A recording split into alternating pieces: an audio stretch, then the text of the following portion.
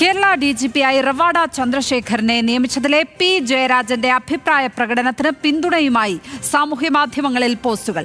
P ജയരാജന്റേത് ധീരമായ നിലപാടെന്നും അധികാരം തലയ്ക്കു പിടിച്ചു രക്തസാക്ഷികളെ മറക്കരുതെന്നും സോഷ്യൽ മീഡിയ. ആരൊക്കെ തലമറന്ന് എണ്ണ തേച്ചാലും രക്തസാക്ഷിത്വത്തെക്കാൾ വലിയ ത്യാഗമില്ലെന്നും പോസ്റ്റുകൾ. കൂത്തുപറമ്പ് രക്തസാക്ഷിത്വത്തെ ഓർമ്മിപ്പിച്ചും സോഷ്യൽ മീഡിയ. വിവരങ്ങളുമായി നിഖിൽ അളവൂരാണ് ചേരുന്നത്. നിഖിൽ, പി ജയരാജന്റെ പ്രസ്താവനയ്ക്ക് വലിയ തോതിൽ സോഷ്യൽ മീഡിയയിൽ നിന്നും പിന്തുണ കിട്ടുന്നു. അതേസമയം CPM സംസ്ഥാന സെക്രട്ടറി തന്നെ പറഞ്ഞത് പി ജയരാജൻ അങ്ങനെ വ്യത്യസ്തമായ ഒരു കാര്യം പറഞ്ഞിട്ടില്ല, ഞാൻ അടക്കമുള്ളവരുടെ അഭിപ്രായങ്ങൾ മാത്രമാണ് അദ്ദേഹം പറഞ്ഞത്, അതിന് നിങ്ങൾ പറയുന്ന ഒരു മാനമില്ല എന്ന് പറയുന്നു. പക്ഷേ സോഷ്യൽ മീഡിയ അതല്ല കണ്ടിരിക്കുന്നത് ഏതായാലും, അല്ലേ? തീർച്ചയായും ലക്ഷ്മി പത്മ, അതുതന്നെയാണ് CPM-ന്റെ സംസ്ഥാന സെക്രട്ടറി ആ നിലപാട് പറയുന്നു. CPM-ന്റെ കണ്ണൂർ ജില്ലാ നേതൃത്വം ഔദ്യോഗികമായി അത്തരമൊരു നിലപാടെടുക്കുന്നു.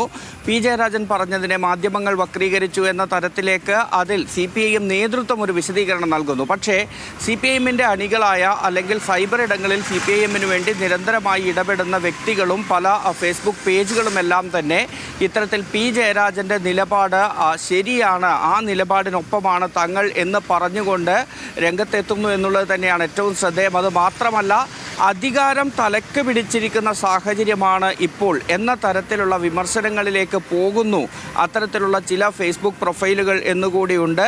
പക്ഷേ കൂത്തുപറമ്പ് രക്തസാക്ഷിത്വം മറന്നാൽ അതിൻ്റെ കാലം കണക്ക് ചോദിക്കുമെന്ന തരത്തിലുള്ള ഓർമ്മപ്പെടുത്തലുകളാണ് പാർട്ടിയോട് ഇത്തരം ഫേസ്ബുക്ക് പേജുകളും പ്രൊഫൈലുകളും എല്ലാം തന്നെ നടത്തുന്നത്.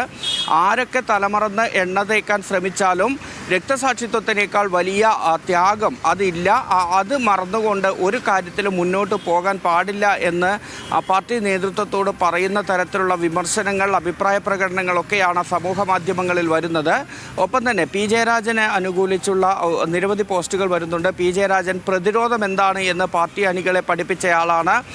ഇപ്പോൾ എങ്ങനെയാണ് ഒരു വിഷയം വരുമ്പോൾ അതിൽ ചങ്കൂറ്റത്തോടെ നിലപാടെടുത്ത് നിൽക്കേണ്ടത്, ആ നിലപാട് പറയേണ്ടത് എന്നുകൂടി പി ജയരാജൻ കാണിച്ചു തരുന്നു എന്നും പി ജയരാജനൊപ്പം തുടങ്ങിയ കാര്യങ്ങൾ പറയുന്നുണ്ട്. ഇതിനൊപ്പം തന്നെ ഈ കൂത്തുപറമ്പ് രക്തസാക്ഷിത്വം ഒരു ഘട്ടത്തിലും പാർട്ടി മറക്കാൻ പാടില്ലാത്തതാണ്.